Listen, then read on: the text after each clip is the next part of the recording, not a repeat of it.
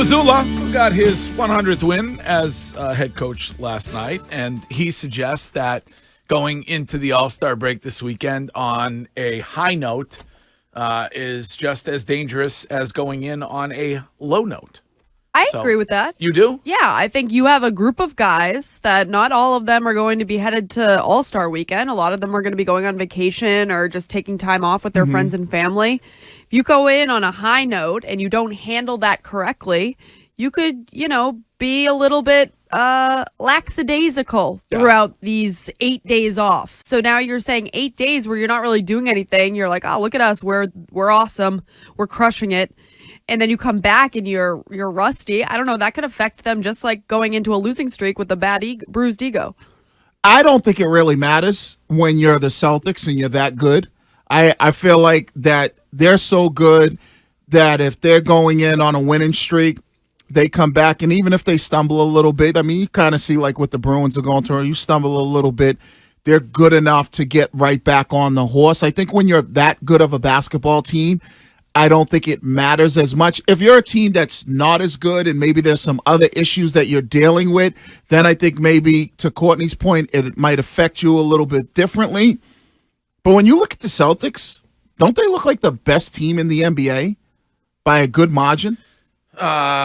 Yeah, Nuggets are pretty good. I mean, I would put Porzingis in bubble wrap until the playoffs. Yeah. If he's healthy, this team wins it all. It's really that simple. They are so good. Right. They're so much better. When they're at their best, they're so much better than the rest of the NBA. And I kind of said it going into this year, and I think, Jaylen Brown has done a tremendous job, is that Porzingis might be your second most important player. When they signed him originally, I said he could be, because he's the guy that you can look at and he's going to really take the pressure off of Tatum, and he could be your second most important player. And that's kind of what it's looking like when you kind of see this team. The new big three. It's hard for me to say that the Supermax guy is not the second most important player. Well, no, I get that, but that's the price of doing poker in today's NBA. But who's more, if you lost one of the two, Jaylen Brown or Porzingis, which one would be more devastating to lose? Full healthy Porzingis? Yeah. Yes. So that's because he's given you that opportunity that I don't know if Joe Mazzulla likes it or not. I can't tell when he answers the question, but to go inside and have a big who you can, you should not have to be firing threes up every 5 seconds. You can actually take the ball inside. And so I think he's probably, if you were going to talk about those two guys, which one you would hate to lose, I would say it's Porzingis. And he stretches the floor because of his ability. I know you don't like it, Greg, but it is the new NBA. Porzingis' ability to shoot the three ball, and he gives you that kind of rim protector on the other side. I mean, Jaylen Brown is a valuable piece, but if you were to lose him, I think you'd now have to get, a little bit more production out of Derek White, but I would say you would probably get more production out of Drew Holiday to kind of pick up the slack for him. You lose Porzingis, there's really nobody to pick up that slack for him. I mean, if they're gonna blow it, is it gonna be the fault of who are you more concerned about? The players, Tatum, Brown, etc., or Joe Mazzulla doing something playoff-wise? Why would you ask that? Why would you ask that question? I hate you. Joe Mazzulla, hands down. He still bothers you? I mean, I think he's done a really good job this Greg, season. if you were coaching the team, how many games worse would they be? I don't know, Curtis. I mean, so you think that he's not doing much. He's doing his job. He's making sure Tatum's Gatorade is properly filled and they get to the flight on time. That's why I'm not worried about him. But it's gonna if they lose, it's on the players. But here's where I think he becomes more of a concern, is doesn't make the proper time to call timeout. Doesn't do the necessarily, or maybe plays his bench too much in the playoffs. Like, that's where I think he might, if you look and go, your expectations are Tatum does what he's been doing night in and night out during the playoffs. Like, that's where my expectations are. And then you look at Joe Mazzulla and you go, okay, if something was to falter, Tatum doesn't play well or Mazzulla makes an in-game mistake, I would say I would lean towards Mazzulla making an in-game mistake. Yeah. More than Tatum not showing up. But Tatum's been known to do that. And a great point by the Patriots NFL on the Twitch chat. If Greg was the coach, they would never win a home game. So that is a fair point.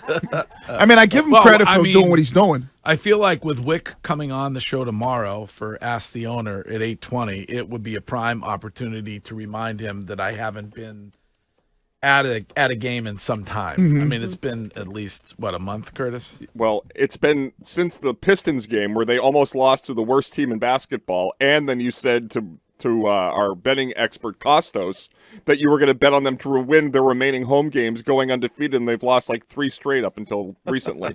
Because when all five are when all guys are healthy, all hands are on deck in the playoffs, like those are your expectations. Like you're not expecting Porzingis to get hurt, right? So if we're going into it, everything being the way it's supposed to be, my expectations are that we see what we see from Porzingis, Brown, Derek White, Drew Holiday, Tatum, Al Horford, and then maybe you're probably sprinkling in P. Pritch and Hauser, and you're shorting your bench in the playoffs.